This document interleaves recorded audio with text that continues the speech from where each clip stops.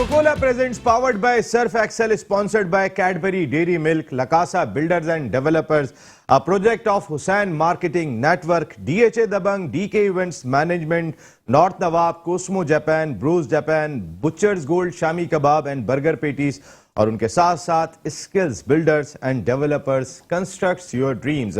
Naseem Rajput metro one news के तमाम नाजरीन को इस all important transmission of HBL PSL season 7 all out जीतेगा पाकिस्तान में खुशामदीद कहता है। सेकेंड एलिमिनेटर जारी है और लाहौर कलंदर्स जो अब तक टाइटल नहीं जीती है, ये वाइट टीम है लाहौर कलंदर्स जो अब तक टाइटल नहीं जीती है और सेकेंड एलिमिनेटर में मद्दे मुकाबले है। इस वक्त तकरीबन 50-50 मैच है और स्टार्ट से ही जिस तरीके का ये मैच रहा है, कभी इस्लामाबाद की जानिब तो कभी लाहौर की जानिब, कभी यूनाइटेड का पलड़ा भारी रहा तो कभी कलंदर्स छाए हुए दिखाई दिया। आज फखर जमान इब्तिदा में ही आउट हो गए थे और की विकेट करार दी जा रही थी जो शुरू में हासिल कर ली थी डॉसन ने। इब्तिदा में 2 विकेटें हासिल कर ली थी। इससे अंदाजा कर सकते हैं कि मैच कितना जबरदस्त चल रहा है कि पहले 4 ओवर में सिर्फ 9 रन कलंदर्स ने बनाए थे और अगले 4 ओवर में स्कोर को 63 रन तक पहुंचा दिया था। तो कभी इनका पलड़ा भारी है, कभी उनका पलड़ा भारी है, लेकिन इस वक्त तो आजम खान जिस अंदाज से बैटिंग कर रहे हैं और यहां पे शायद लेग बाय का चौका मिल जाएगा तो इस्लामाबाद यूनाइटेड की टीम इस वक्त मार्च कर रही है आगे की जानिब। एलेक्स हेल्स को बुलाना बड़ा फायदेमंद रहा इस्लामाबाद यूनाइटेड के लिए कि जो इस वक्त क्रीज पर मौजूद हैं और जबरदस्त किस्म की बैटिंग कर रहे हैं। आजम खान रैपिडली इंप्रूव कर रहे हैं। विकेट कीपिंग में भी आज जिस तरीके से उन्होंने गेंदें कुछ कीपिंग की थी वो बहुत जबरदस्त थी और फिर कोयटा ग्लैडिएटर्स में उनके वालिद बैठे हुए थे। खैर बनाने वाली तो कोयटा ग्लैडिएटर्स है, नदीम उमर साहब का बहुत बड़ा रोल है। उस वक्त जितना उन्हें क्रिटिसाइज किया गया था, जिस वक्त आजम खान को शामिल किया था, इतने मोटे खिलाड़ी को आपने शामिल कर लिया, लेकिन आजम खान ने बताया कि उनमें टैलेंट है और वो अपनी टैलेंट की बुनियाद पर ही इस वक्त खेल रहे हैं। तो इस वक्त की सूरत हाल मैच की तो हम बताते रहेंगे, लेकिन एक चीज जो मेट्रो वन न्यूज ने हमारे प्रोग्राम ऑल आउट ने अपनी ट्रांसमिशन में 5 दिन पहले भी डिस्कस की थी और उससे पहले जब हॉल ऑफ फेम में 5 खिलाड़ियों के नामों का ऐलान किया गया था उस वक्त भी हमने बात की थी कि वेयर इज फजल महमूद साहब। फजल महमूद साहब के बाद सरफराज नवाज साहब। मकसद है कि जो इनका रोल रहा है, आपने अगर हॉल ऑफ फेम के अंदर जो 5 टॉप क्लास क्रिकेटर शामिल किए थे, आप इन लोगों ने 80s तक क्रिकेट खेली है और 80s में कोई पैसे नहीं मिला करते थे, ये लोग प्राइड के लिए खेला करते थे। इन्होंने मुल्क के लिए अपना खून पसीना दिया था। आज तो प्रोफेशनल हो चुकी है क्रिकेट, उस वक्त तो एमेच्योर हुआ करती थी क्रिकेट। और आज हॉल ऑफ फेम में फजल महमूद साहब पाकिस्तान के पहले सुपरस्टार को शामिल कर लिया गया। क्या कहा था हमने ये भी मैं आपको सुनवाऊंगा। आपसे 5 दिन पहले जब वसीम अकरम साहब को ब्लॉक पेश किया गया था, सर विविन रिचर्ड्स ने वो ब्लॉक पेश किया था हॉल ऑफ फेम का। लेकिन मैं जरूर इस पे बात आज करूंगा क्योंकि ये इस टॉपिक को हमने सबसे ज्यादा रेस किया था जिस वक्त ये हॉल ऑफ फेम का ऐलान किया गया था। उन 5 क्रिकेटर्स में जिसमें हनीफ मोहम्मद साहब शामिल थे, उनमें ज़हीर अब्बास साहब शामिल थे, वसीम अकरम साहब शामिल थे, इमरान खान साहब शामिल थे और उनके साथ वकार यूनुस शामिल थे। हमारा कहना यह था कि अगर 5 ही को देना है तो फिर वकार यूनुस अभी नहीं बनते। इन्होंने तो उस दौर में क्रिकेट खेली है कि जब प्रोफेशनल हो चुकी थी, पैसे की रवानी थी खेल के अंदर, उस वक्त जाके उनको अवार्ड दिया। तो फजल महमूद साहब बहुत डिजर्व करते थे। जो उनका रिकॉर्ड है, जो उनकी परफॉर्मेंस है, इंग्लैंड गए ओवल में पाकिस्तान को टेस्ट मैच जिता दिया, इंडिया गए 10 विकेट लेके पाकिस्तान ने पहली फतह हासिल की तो वहां हासिल की थी, ऑस्ट्रेलिया के खिलाफ पाकिस्तान ने पहला टेस्ट मैच जीता था, उसमें 13 खिलाड़ी आउट किए थे फजल महमूद साहब ने। तो टॉप क्लास नेशन के खिलाफ जो शख्स मैचेस जिता के पाकिस्तान को इंटरनेशनल क्रिकेट के एरिना में लाते चले गए, वो हॉल ऑफ फेम में शामिल नहीं थे। आज पाकिस्तान क्रिकेट बोर्ड के CEO फैसल हसनैन साहब ने प्लॉक पेश किया। आज जो एजाजी कैप है वो उनकी बेटी शाइस्ता महमूद साहिबा ने वसूल की, जबकि जो प्लॉक था वो उनके साहबजादे शहजाद महमूद साहब ने वसूल किया। हमें स्टूडियो में ज्वाइन कर चुके हैं, आप सुनते रहते हैं, हमारे यंग गन हम इन्हें कहते हैं और अक्सर क्योंकि इनका ट्यूशन भी होता है, पढ़ाई भी साथ साथ चल रही है, पेपर्स भी चल रहे हैं, लेकिन इनके तबसरों को हम सब मिस करते हैं। यूशा बाबर साहब ने हमें ज्वाइन किया है, लेकिन टेलीफोन लाइन पे इस मुल्क की बहुत ही कदावर शख्सियत जिन्होंने पाकिस्तान को की जीत में बहुत ही बड़ा किरदार अदा किए हैं और खासकर जो उनकी स्विंग, रिवर स्विंग के बानी, रिवर स्विंग को इजाद करने वाले the one and only Sarfaraz Nawaz साहब ने हमें इंग्लैंड से ज्वाइन किया। अस्सलाम वालेकुम सरफराज नवाज साहब। वालेकुम सलाम, thank you. Your most welcome Sarfaraz भाई। जो आपकी खिदमात हैं इस मुल्क के लिए वो हमेशा आप लोगों को उंगलियों पे याद हैं कि जिस तरह आपने इस मुल्क के लिए परफॉर्म किया।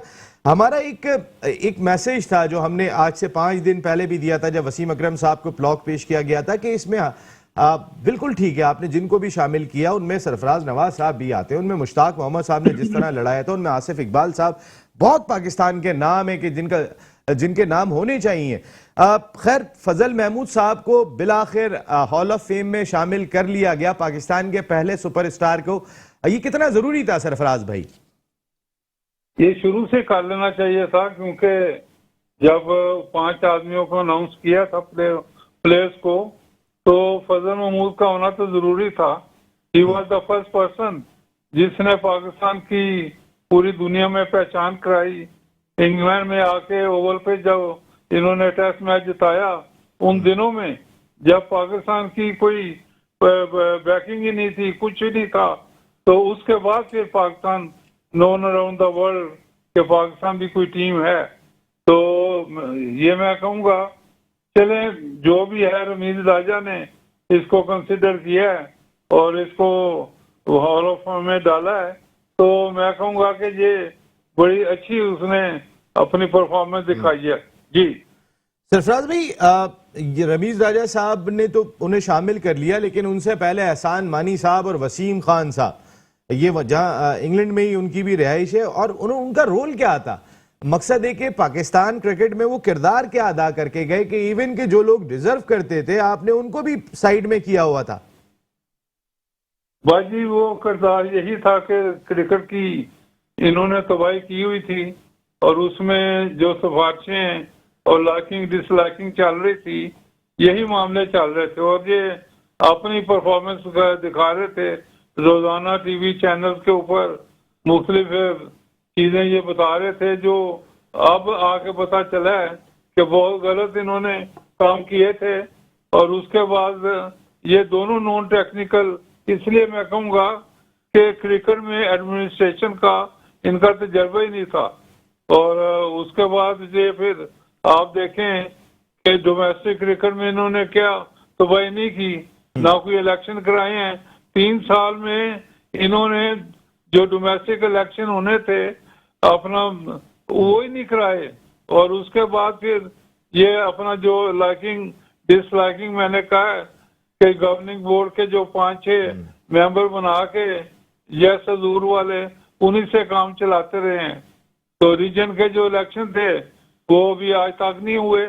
तो ये मैं कहूँगा कि जो डोमेस्टिक क्रिकेट में रीजन के इलेक्शन और जो वो लोग आके क्रिकेट चलाते हैं, इनसे नहीं चलाई गई। इसलिए मैं कहूँगा कि ये डोमेस्टिक क्रिकेट के बाद क्लब क्रिकेट की बात कर लें, वो अभी तक वैसे की वैसे पड़ी हुई है।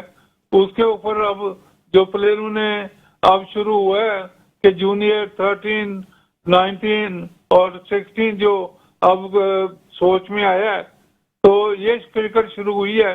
तो इससे मैं कहूँगा कि ज्यादा बेहतरी होगी, और उसके लिए ये जो इलेक्शन थे रीजन के तमाम ये होने जरूरी हैं। जी नहीं, ये बहुत इंपॉर्टेंट है, क्योंकि पिछले क्रिकेट बोर्ड के एहसान मानी साहब और वसीम खान साहब तो जो नजम सेठी साहब का गवर्निंग बोर्ड था उसके साथ चलाते रहे थे। आप 2 साल तो उन्होंने उसी गवर्निंग बोर्ड को कंटिन्यू कर लिया था। सरफराज भाई, जरा यूशा को भी सुनवाते हैं और आपको भी सुनवाते हैं। जिस दिन वसीम अकरम को सर विवियन रिचर्ड्स ने, उस दिन कराची किंग्स का आखिरी मैच था, प्लॉग दिया था, उस दिन हमने अपने शो में फजल महमूद साहब को दोबारा रिपीट किया था और रिक्वेस्ट की थी एक रमीज राजा साहब से, जरा वो मेट्रो वन न्यूज की स्पेशल रिक्वेस्ट थी। जरा सरफराज भाई प्लीज सुनिएगा, फिर मैं आगे आपसे बात करता हूं। जी सुनवाइएगा। पहले मैच से कबल एक इंपॉर्टेंट तकरीब भी हुई जिसमें one of the greatest player ever produced by world cricket Wasim Akram, swing के सुल्तान को हॉल ऑफ फेम का बाज़ाब्ता तौर पे उनको एक मोमेंटो पेश किया गया। वो हॉल ऑफ फेम का कैप पेश किया गया, और वो कैप किसी और ने नहीं, the one and only sir Vivian Richards ने दिया उन्हें। तो ये एक बड़ी जबरदस्त किस्म की तकरीब हुई थी गजाफी स्टेडियम लाहौर में। वसीम अकरम का यही कहना था कि मेरे शहर में जो मेरा अपना आबाई शहर है वहां पे मुझे ऑनर किया गया, और ये तस्वीर भी जो आपकी स्क्रीन पर चल रही है उसमें सर विवियन रिचर्ड्स उन्हें वो प्लॉक दे रहे हैं जो हॉल ऑफ फेम का है। इस हॉल ऑफ फेम में और भी कई सारे क्रिकेटर शामिल हैं कि जिनको आने वाले वक्त में ये एजाज दिया जाएगा। उसमें ग्रेट जावेद मियादाद भी शामिल हैं, हनीफ मोहम्मद भी शामिल हैं, इनके साथ जहीर अब्बास भी शामिल हैं, वकार यूनुस भी शामिल हैं, और वसीम अकरम पहले थे कि जिन्हें ये प्लॉक दिया गया। बाकी लोगों को क्रिकेट बोर्ड का कहना है कि जल्द ब्लॉक दे दिया जाएगा। हॉल ऑफ फेम का सिलसिला शुरू किया है पाकिस्तान क्रिकेट बोर्ड ने। मेरे लिए बड़ा मैंने बहुत इस चीज पे बहस भी की थी कि फजल महमूद साहब पहले 5 खिलाड़ियों में होने चाहिए थे, चाहे उसमें वकार यूनुस नहीं होते, क्योंकि फजल महमूद साहब ने पाकिस्तानी बॉलर्स को फास्ट बॉलिंग सिखाई है। ओवल टेस्ट के हीरो, इंडिया में गए थे तो वहां टेस्ट मैच जिता के आ गए थे। लेकिन पाकिस्तान क्रिकेट बोर्ड का डिसीजन है, ये इससे पहले क्रिकेट बोर्ड का, ये रमीज राजा साहब के दौर में नहीं हुआ, ये इससे पहले क्रिकेट बोर्ड में था, क्योंकि फजल महमूद साहब और हनीफ मोहम्मद साहब तो क्रिएटर हैं पाकिस्तान क्रिकेट के। उन्होंने क्रिएट की है इस मुल्क के अंदर क्रिकेट। वो जिस तरीके की क्रिकेट खेलकर गए हैं वो लाजवाब किस्म की क्रिकेट खेली थी, सारी दुनिया उनको मानती थी। लेकिन बाद में एक स्टेटमेंट आया था पाकिस्तान क्रिकेट बोर्ड की जानिब से, जो वसीम खान साहब जो हम लेकर आए थे इंग्लैंड से, और पाकिस्तान क्रिकेट की तबाही में जिन्होंने कोई कसर नहीं छोड़ी। एहसान मानी साहब को लेकर आए थे, उन्होंने कोई कसर नहीं छोड़ी, और ये उस दौर का डिसीजन था कि उन 5 प्लेयर में वकार यूनुस को शामिल किया गया, क्योंकि उस वक्त वकार बॉलिंग कोच थे पाकिस्तान क्रिकेट टीम के, आंखों का तारा थे। शायद ये वाली सूरत हाल होती है। रमीज राजा साहब ने आते ही सबसे पहले जो बड़ा काम किया था वो यही किया कि वकार यूनुस और मिसबाह उल हक को टीम से अलहदा कर दिया। जो माइंडसेट हमारा बना हुआ था वो टोटली चेंज हो गया था। आपने वर्ल्ड T20 में देखा होगा जिस तरीके से पाकिस्तान क्रिकेट टीम ने परफॉर्म किया। हमें ये नहीं पता था हमारे कौन से 16 खिलाड़ी जाएंगे वर्ल्ड T20 में पार्टिसिपेशन के लिए, लेकिन जबरदस्त राजा साहब आगे हम उम्मीद यही करते हैं कि इसी तरीके की आपकी खिदमात पाकिस्तान क्रिकेट के लिए जारी रहेगी। जो कुछ इस मुल्क ने आपको दिया 1992 वर्ल्ड कप के आप हीरो, उसको उसी अंदाज से लौटाएंगे। और फजल महमूद साहब का एज सुन एज पॉसिबल नाम आना चाहिए। ये एक मेट्रो 1 न्यूज की जो हमारा प्रोग्राम है ऑल आउट, ये आपसे रिक्वेस्ट करता है कि फजल महमूद साहब की खिदमात शायद बताने की जरूरत किसी को भी नहीं है। वसीम अकरम साहब आपको बहुत बहुत मुबारक हो, और सर विवियन रिचर्ड्स जैसे शख्सियत से आप भी मेरे ख्याल है दोनों के बारे में ये फैसला करना मुश्किल है कि इन दोनों में कौन ज्यादा बड़ी कदावर शख्सियत है। वसीम अकरम भी उतने ही बड़े हैं जितने सर विवियन रिचर्ड्स बड़े हैं, इसमें कोई दो राय दिखाई नहीं देती।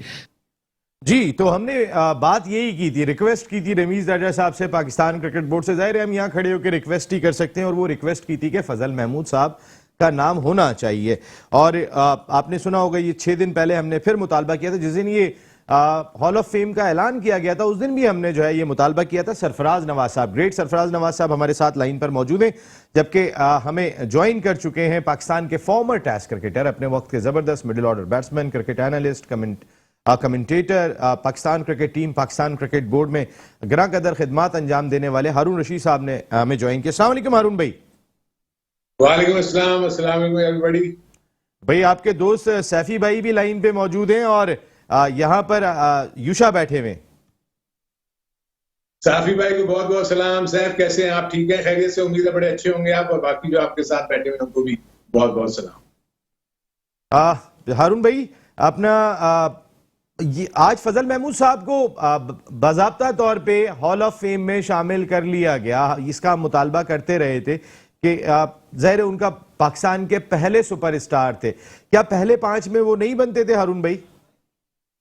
आई थिंक इस कॉन्सेप्ट को थोड़ा सा समझने की जरूरत है। इनफैक्ट अगर आपको याद होगा कि आईसीसी ने भी हॉल ऑफ फेम शुरू किया हुआ है, और ये एक तसलसल है। ये ऐसा नहीं है कि अगर कोई शख्स एक दफा हॉल ऑफ फेम में आ गया तो वो चाहे वो करंट प्लेयर हो या फॉर्मर क्रिकेटर हो दोबारा नहीं आ सकता। एक्चुअली एवरी ईयर और एवरी 2 ईयर्स जो भी एक साइकिल बनता है उसमें वो तमाम प्लेयर्स को पॉइंट सिस्टम के जरिए आईसीसी जो है वो सेलेक्ट करती है।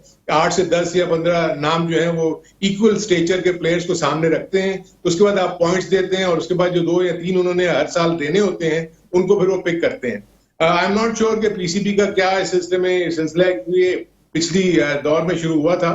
तो जो कॉन्सेप्ट है उसका ये है कि कोई भी ऐसा प्लेयर जिसने आउटस्टैंडिंग परफॉर्मेंसेस दी होंगी, जैसे हमारे सामने सरफराज नवाज साहब भी बैठे हुए हैं, यानी कहीं ना कहीं एक वक्त में ये जरूर होगा कि ये सारे वो प्लेयर्स जिन्होंने आउटस्टैंडिंग परफॉर्मेंसेस दी हुई है पाकिस्तान के लिए, वो एक एक करके हॉल ऑफ फेम का हिस्सा बनते रहेंगे। सो ये एक तसलसल है जो मुसलसल चलता रहेगा। अब ये डिबेट के पहले होना चाहिए था या नहीं होना चाहिए था, मुझे नहीं पता कि क्राइटेरिया क्या बनाया हुआ है पीसीबी ने, और कौन सी ऐसी जो टीम है या जो भी ऐसे सिलेक्टर्स हैं जो ये चीजें चुनते हैं कि किसको हॉल ऑफ फेम में रखना है, किसको नहीं भाई रखना मैं है। अगर क्राइटेरिया से हट के बात करूं, हारून भाई क्राइटेरिया जो भी बनाया हो, मैं हारून रशीद साहब से बात कर रहा हूं जिनकी ग्रां कदर खिदमात हैं इस मुल्क के लिए। अगर फजल महमूद साहब को आप किस जगह पे लेते हैं कि अगर जो पाकिस्तान की इनिशियल क्रिकेट थी, आप इंडिया गए, वहां जिता के आ गए, ओवल में टेस्ट मैच जिता दिया, ऑस्ट्रेलिया के खिलाफ पहला टेस्ट मैच जीता, उसमें उन्होंने 13 आउट कर दिए, तो जाहिर चलना सिखाया था हनीफ मोहम्मद साहब और फजल महमूद साहब ने, तो क्या वो पहले इब्तिदा में नहीं आपके ख्याल में डिजर्व करते थे?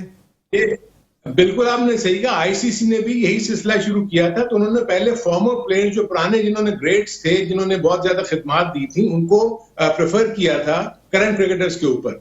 अब मैं इसीलिए कह रहा हूं ना कि हमने अभी तक पाकिस्तान बोर्ड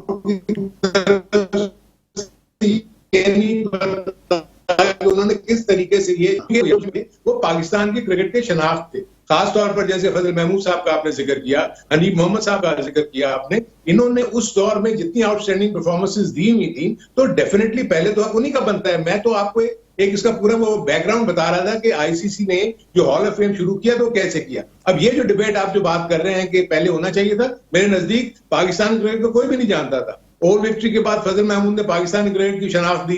इसी तरह हनीफ मोहम्मद साहब ने आउटस्टैंडिंग परफॉर्मेंसेस दे के पाकिस्तान को बताया कि जी पाकिस्तान में क्रिकेट बहुत है। उसके बाद आगे लेते हुए चलते हैं तो आप देखते हैं जितने भी क्रिकेटर्स जो अर्ली 80s या 70s के क्रिकेटर्स थे, जिसमें सरफराज नवाज साहब का नाम सबसे नुमाया है, उन्होंने बहुत आउटस्टैंडिंग परफॉर्मेंसेस दी। इमरान खान जो आजकल आपके हमारे प्राइम मिनिस्टर हैं, उन्होंने आउटस्टैंडिंग परफॉर्मेंस दी। जावेद मियादाद हैं, इस तरह के और बहुत सारे प्लेयर्स हैं, जो वसीम अकरम और वकार यूनुस का भी नाम आता है। बस इसमें सरफराज भाई और आपने जितने भी नाम लिए, फजल महमूद साहब ही नहीं आए थे, बाकी आ गए थे, और सबने बहुत इस मुल्क के लिए खिदमत है। सरफराज भाई, फजल महमूद साहब को आप क्या कहना चाहेंगे इस वक्त कि जब उनको याद किया गया है, कि आपका जो उनसे इंटरेक्शन रहे सरफराज भाई, एज ए फास्ट बॉलर आपसे बहुत सारे लोगों ने सीखा, आप रिवर्स स्विंग के बानी थे, स्विंग बॉलिंग आपने पता नहीं सभी को सिखाई, आपने क्या कुछ सीखा था फजल महमूद साहब से?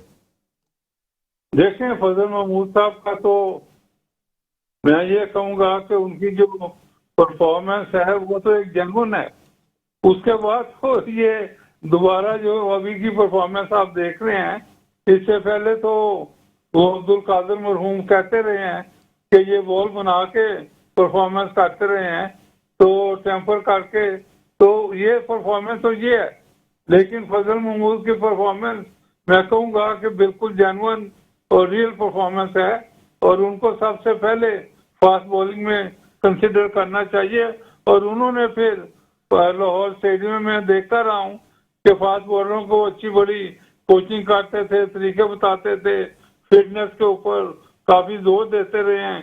तो ये मैं कहूँगा कि उस वक्त फिर काफी फास्ट बॉलर भी निकले और मेहनत भी उन्होंने की। और सबसे अलहदा बात ये जो आज आप देखते हैं कि लोगों ने गुत्तें की हुई हैं, गुत्तें समझते हैं औरतों की जो लंबी होती हैं, फजल महमूद साहब ने ये ऊपर सर पे प्याला रख के तो सबकी ये जामतें कराई कि मेहनत करो और बालों बूलों को छोड़े।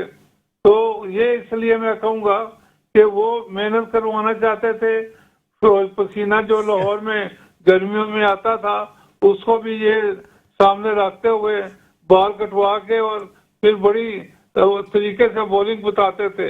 तो ये मैं कहूँगा कि उस वक्त के एरा में उनकी बड़ी जबरदस्त परफॉर्मेंस रही है।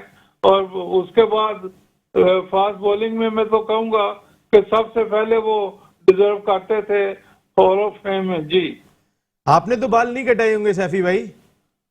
जी, आपने तो बाल नहीं कटाए होंगे, जब फजल भाई ने कहा होगा तो आपने बाल कटाए थे उस वक्त के बॉलिंग पे? नहीं, मैं तो गुत्तों की बात कर रहा हूँ, ये जो पीछे मेडियां की हुई हैं और बाल बांधे हुए हैं रिबन से, और ये इस तरह के बाल तो नहीं थे ना।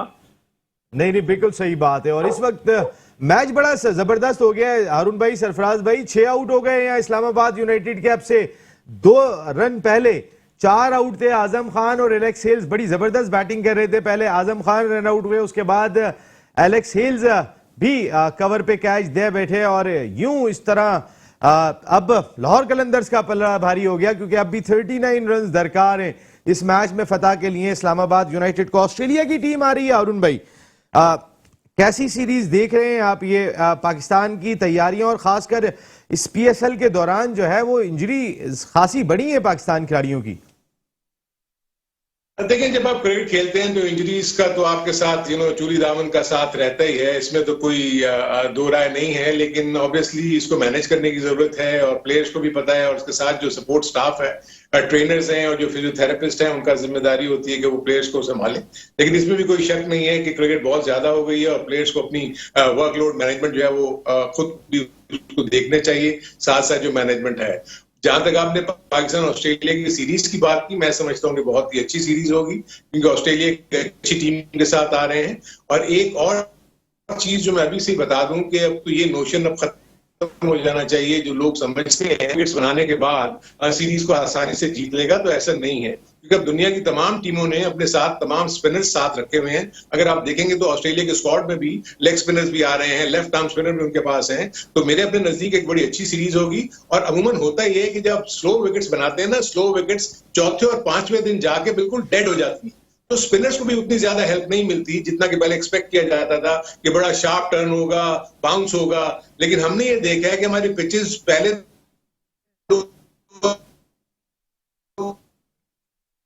हरम भाई, थोड़ी सी आपकी आवाज डिस्ट्रैक्ट हो रही है। यूशा मियां, आपसे भी जरा गुफ्तगू करनी है। आप ये नहीं समझे आप इतने दिन से नहीं आए, तो इसलिए बात नहीं हो रही, टॉपिक जरा इसी दौर का चल रहा था। तो जरा सरफराज नवाज साहब और हारून रशीद साहब गुफ्तगू कर रहे थे। सरफराज भाई, हारून भाई, यहाँ हमारा हेडलाइन ब्रेक का वक्त हो गया, तो हेडलाइन के बाद वापस आते हैं, तो इंशाल्लाह आप हमारे साथ मौजूद होंगे। फिर जरा गुफ्तगू कुछ PSL पे और ऑस्ट्रेलियन टूर पे जरा गुफ्तगू अधूरी रह गई है, जिसको आगे कंटिन्यू करेंगे।